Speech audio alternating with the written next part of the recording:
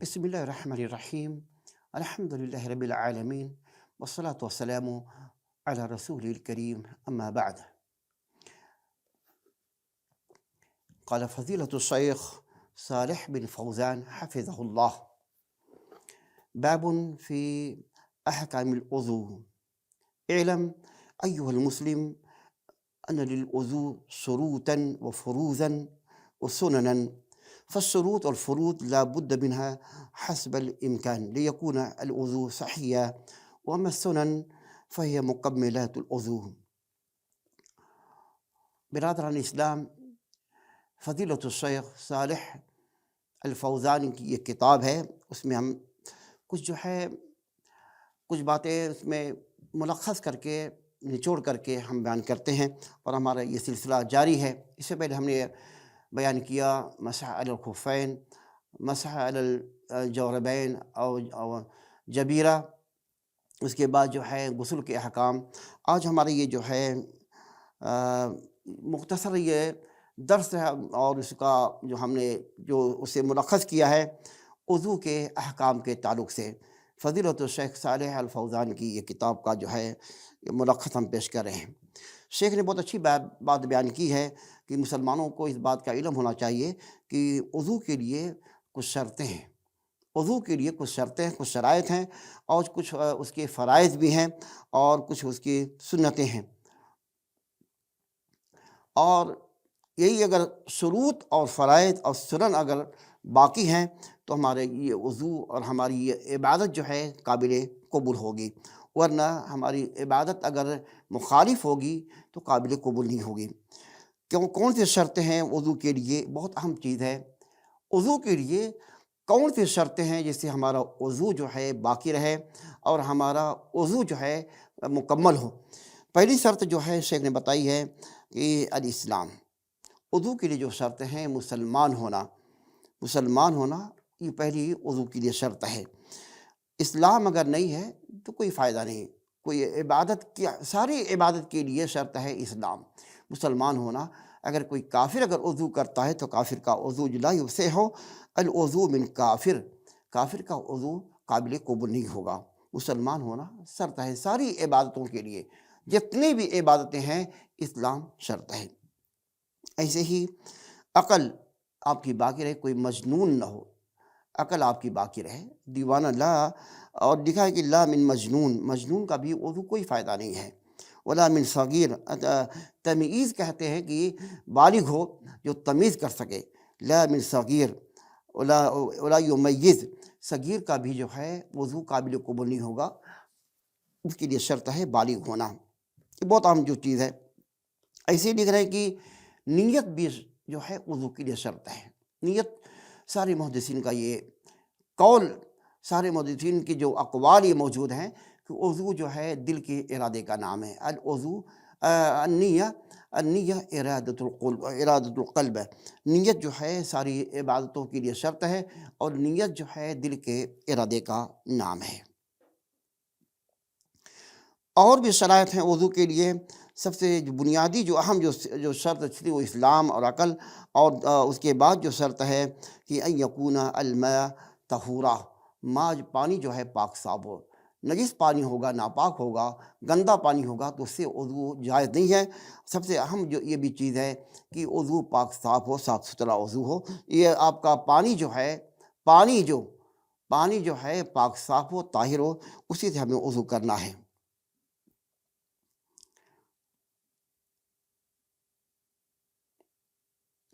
اور یہ بھی لکھ رہے ہیں کہ ان یکون الماء مباحن، پانی حلال ہو۔ ان یکون الماء، حلال پانی ہو۔ کہ چوری کا لے لیا ہے تو ایسا جائز نہیں ہے، چوری کا اگر لے لیا ہے تو جائز نہیں ہے۔ پانی حلال ہو، پانی حلال ہو تو جا کر کے آپ کا وضو۔ تو یہ ساری شرائط پائی جاتی ہیں۔ اگر یہ شرائط اگر باقی ہیں تو وضو یہ آپ کا ہو سکتا ہے، وضو آپ کا باقی رہے گا اور وضو آپ کا کامیاب ہوگا۔ وضو کے لیے بھی شرط ہے ازال ما یمنع وصول الماء الى الجلد، ما یمنع وصول الماء الى الجلد، فلا بد للمتوضئ ان يزيل على ما على اعضاء الوضوء من طین او عجین او سمع او سق. یہ بھی وضو کے لیے سب سے کہ اہم شرط ہے کہ ازالہ ما یمنع وصول الماء، پانی جو ہے پہنچایا جائے جلد کی طرف، چمڑے کی طرف پانی پہنچایا جائے اس کو، اور جو نجاست جو بھی ہے اس کو زائل کیا جائے، یہ جو شرط ہے. اس لیے وضو جو ہے تین جو ہے مٹی سے، جیسے ہے تین گیلی مٹی ہے یا عجین یا اور بھی عجین کوئی ہے یا اور بھی وسخ وغیرہ، تو ایسا جو ہے اس سے وضو نہیں ہوتا، اس سے باقی نہیں رہے گا، اس سے نجاست زائل نہیں ہوگی. پانی ہو جس سے نجاست جو ہے جسم پر لگی ہوئی ہے اس سے زائل ہو جائے تو پانی ہونا چاہیے، اور جو جمی ہوئی مٹی ہو یا اور بھی ہو اس سے وضو جو جائز نہیں ہے. وضو میں جو ہے بتا رہے ہیں کہ کچھ سنتیں بھی ہیں. وضو کے اندر کیا سنت کہا کہ اما فروض الوضو وہی اعضاءہ فیستہ. وضو کے فرائض کہتے ہیں، وضو کے فرائض اور وہ ستہ بتا رہے ہیں. اما فروض الوضو، سب سے اہم جو چیز ہے پہلا جو ہے غسل الوجہ بکاملہ، غسل الوجہ بکاملہ، چہرے کو مکمل دھویا جائے، پورا دھویا جائے. انہی میں سے چہرے کو دھونے، انہی میں سے جو ہے المضمضہ والاستنشاق بھی ہے، ناک میں پانی ڈالا جائے اور ناک کو صاف کیا جائے. فمن غسل وجہ و ترک المضمضہ والاستنشاق او احدہما فلم یصح وضوءہ. اگر کوئی چہرے کو دھوتا ہے، چہرے کو اگر کوئی دھوتا ہے لیکن اب کلی نہیں کرتا اور اپنے ناک میں پانی نہیں ڈالتا، ناک کو صاف نہیں کرتا، فلم یصح وضو، اس کا وضو جو ہے کامل، اس کا وضو صحیح نہیں ہوگا. لأن الفم والانف من الوجہ، کیونکہ ناک اور جو ہے منہ اور ناک جو ہے اسی چہرے میں داخل ہے. تو چہرے کو دھونا جہاں پر نماز کے شرائط، نماز کے فرائض میں سے ہے، ایسے ہی ناک کو صاف کرنا، منہ کلی کرنا، یہ بھی نماز اسی میں ایسے میں یہ بھی داخل ہے. فاغسلوا وجوہکم بغسل الوجہ کلہ فمن ترک شیئا لم یکن ممتثلا امر اللہ تعالی والنبی صلی اللہ علیہ وسلم تمضمض واستنشق. ناک میں پانی ڈالنا کلی کرنے کا قرآن میں تذکرہ نہیں ہے، لیکن اللہ کے نبی کریم صلی اللہ علیہ وسلم اس چلو میں پانی لیتے اور یہ اسی میں تھوڑا پانی منہ میں ڈالتے، تھوڑا ناک میں ڈالتے. تو یہ منہ میں ڈالنا پانی اور ناک میں ڈالنا یہ نبی کی سنت ہے. اس کے بعد ناک کو بھی صاف کرنا چاہیے. دوسرا کیا ہے فرائض ہے غسل الیدین، دونوں ہاتھ کو دھونا، کہونی تک، غسل الیدین کہونی تک دونوں ہاتھ کو، وایدیکم الی المرافق، اپنے ہاتھ کو کہونی تک دھونا. لینا نبی صلی اللہ علیہ وسلم ادار الماء علی مرفقہ، ادار الماء، اللہ کے نبی کریم صلی اللہ علیہ وسلم نے پانی کو بہایا کہونی تک. اور دوسری حدیث یہ ہے غسل یدہ حتی اسرع فی عضدہ، اور یہ گھٹنے، یہ جو ہے جو یہ گھٹنا ہوتا ہے یہ ہاتھ کا، ہاتھ کو دھویا اللہ کے نبی کریم صلی اللہ علیہ وسلم نے. کہاں تک دھویا اپنے ہاتھ کو؟ آپ ہاتھ کو یہ جو گھٹا جو ہے یہاں تک دھویا. مما یدل علی دخول المرفقین فی المغسول، مرفقین فی المغسول، ایسے ہی جو ہے مرفق تک کہونی دھونے تک اللہ تعالیٰ فرماتا ہے کہ اپنے ہاتھ کو دھویا جائے، یہ اپنے کہونی تک. لیکن اللہ کے نبی کریم صلی اللہ علیہ وسلم نے ہاتھ کو دھویا، کہاں تک دھویا؟ اپنا جو ہے یہ بازو ہے، بازو کا جو یہ نشان ہوتا ہے، گھٹا ہوتا ہے، یہاں تک آپ نے دھویا. یہ اللہ کے نبی سے ثابت ہے. ایسے ہی وہ ثالث یا تیسرا جو ہے مسح الراس کلہ، سر کا مسح کرنا، سارے سر کا مسح کرنا. منہ الاذنان، اسی میں یہ بھی داخل ہے. وامسحوا برؤوسکم، سر کا مسح کرنے کا اللہ تعالیٰ حکم دیتا ہے، لیکن کان کا نہیں ہے، لیکن کان اور سر اسی میں داخل ہے، سر اور کان اسی میں داخل ہے. الاذنان من الراس، رواہ ابن ماجہ و دارقطنی. فلا یجزئ مسح بعض الراس، صرف بعض سر کا جو حصہ ہوتا ہے لوگ کرتے ہیں، بعد چھو لیا تھوڑا ایک سائڈ سے، یہ صحیح نہیں ہے. پورے سر کا جو ہے مسح کرنا چاہیے. اسی میں کان بھی آتا ہے، کان کا بھی مسح کرنا چاہیے. اور رابع غسل الرجلین مع الکعبین، ٹخنے تک جو ہے، ٹخنے تک اپنے دونوں پیروں کو دھویا جائے. وارجلکم الی الکعبین، معنى ذلك للأحاديث الواردة تدل على دخول الکعبین فی المغسول. کعبین یعنی یہ حدیثیں وارد ہوئی ہیں کہ اپنے دونوں پیروں کو دھویا جائے، ٹخنے تک دھویا جائے، اس سے نیچے نہیں. اگر ٹخنا آپ کا نہ دھلا جائے اور ایڑی خشک رہے تو ایسے لوگوں کا وضو نہیں ہوگا. ایسے لوگوں کے لیے عذاب بھی ہے کہ وضو کرتے وقت آپ کی ایڑی جو ہے سوکھی رہے تو ایسے لوگوں کے لیے یہ وضو صحیح نہیں ہوگا، ایسے لوگوں کے لیے عذاب بھی ہوگا.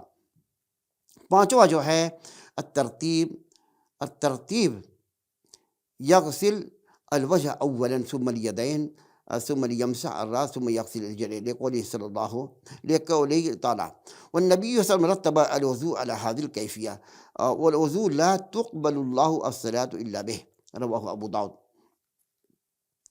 دیکھیے قرآن کے اندر جو ہے ترتیب دی ہے کہ اپنے چہرے کو دھویا، فاغسلوا وجوہکم، چہرے کو اولاً دھویا جائے، اس کے بعد ہاتھ کو دھویا جائے. لیکن اللہ کے نبی سے بھی ترتیب ثابت ہے کہ آپ نے پہلے 3 بار ہاتھ کو دھویا، اس کے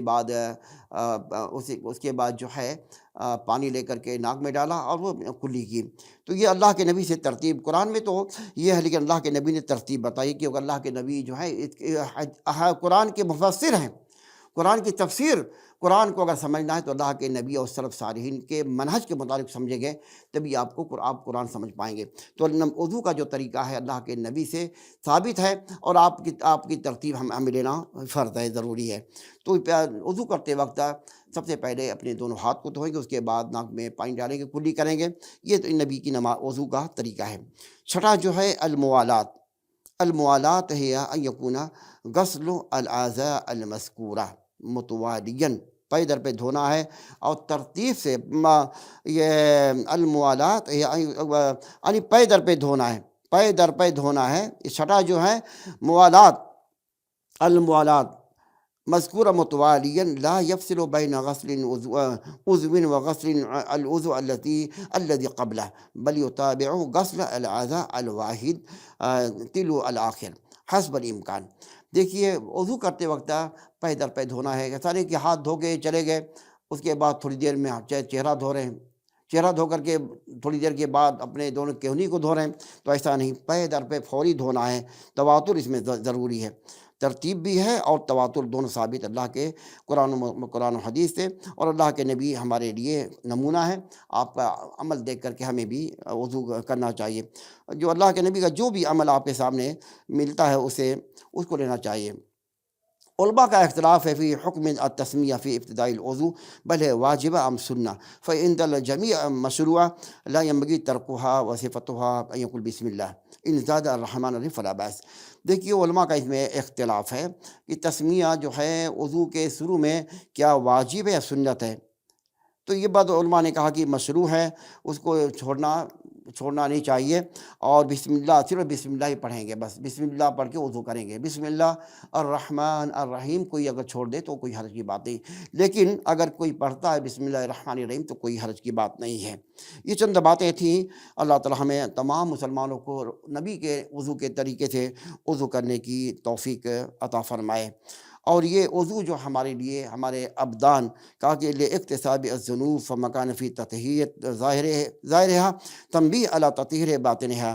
فقد اخبر النبی صلی اللہ علیہ وسلم ان المسلم کلہا غسل وضوءا منہا حتی عنہ کل خطیۃ اصابہا بذالک العضو وانہا تخرج خطایا مع الماء او مع آخر قطر الماء کما رواہ مسلم رحمہ اللہ. بہت بڑی فضیلت ہے کہ وضو کرنے سے کتنے بڑے فوائد ہیں. ترتیب سے اگر نبی کی وضو کے مطابق اگر آپ وضو کریں گے تو ساری گناہوں کی گناہ صغیرہ جو ہیں اسے معاف ہوتی ہیں، نکلتی ہیں.